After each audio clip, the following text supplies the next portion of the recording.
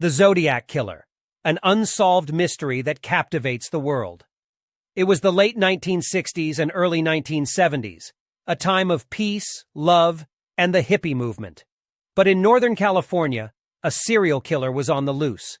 He called himself the Zodiac, and he taunted police and the media with letters filled with cryptic codes and ominous threats. The Zodiac Killer's reign of terror lasted for years, and despite numerous investigations and attempts to identify him, his identity remains a mystery to this day. The first confirmed Zodiac killing occurred in December 1968, when two teenagers were shot and killed while sitting in their car.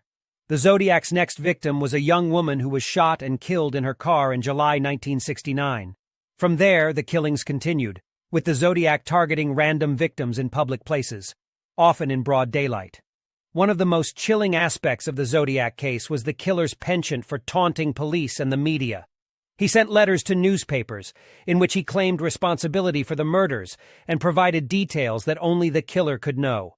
He also included cryptic codes and messages that have never been fully deciphered. In one of his most infamous letters, the Zodiac threatened to kill a busload of schoolchildren, and even included a diagram of how he planned to rig the bus with explosives. This threat sparked widespread panic and forced schools to close temporarily, but no attack ever occurred. Despite extensive investigations by law enforcement, the Zodiac was never caught. Over the years, several suspects have been identified, but none of them have been definitively proven to be the killer. The case remains one of the most notorious unsolved mysteries in American history. The Zodiac's letters and cryptic codes have captivated amateur sleuths and code breakers for decades. Some have claimed to have cracked the codes, while others continue to work on them to this day. One of the most intriguing codes is the 340 cipher, which the Zodiac sent to the San Francisco Chronicle in 1969. The cipher remained unsolved for decades, until 2020, when a team of code breakers announced that they had cracked it. The message read, "I hope you are having lots of fun in trying to catch me. That wasn't me on the TV show, which brings up a point about me.